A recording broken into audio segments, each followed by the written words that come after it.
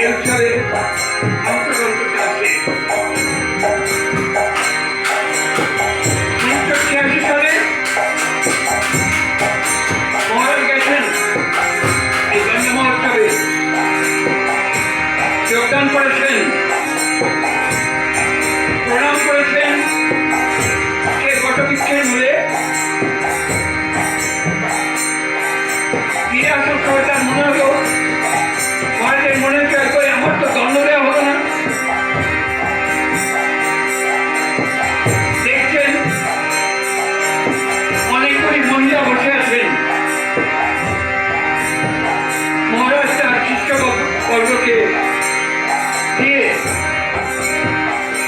সকলকে চিড়ে দড়ি আনিয়ে মাখিয়ে সেই মহিলাদের বিতরণ করছেন। বলছে আমার গন্ধ মহলটা সার্থক করবে।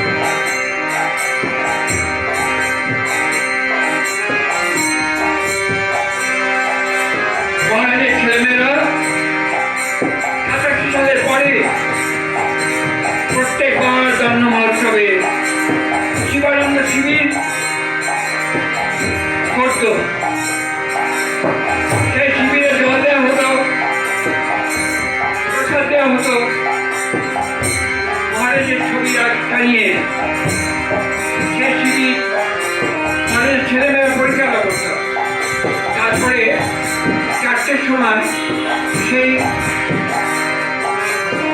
গন্ধ মহোৎসব তলায় আমরা গিয়ে কীর্তন করতাম। সেই সব স্মৃতি এখন মনের মধ্যে আছে।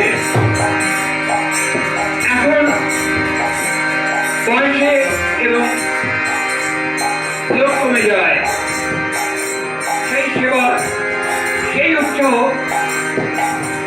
সেই সমাগম হয়তো হয় না।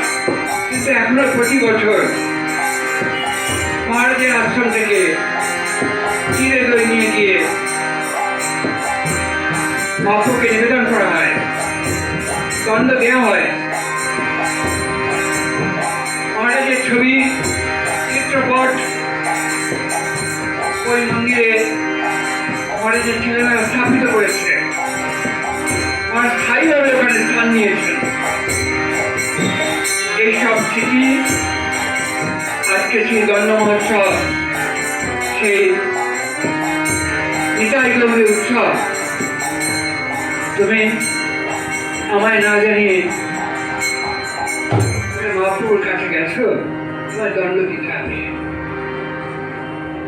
কি মধুর দণ্ড, কি মধুর লীলা, কি মধুর আস্বাদন।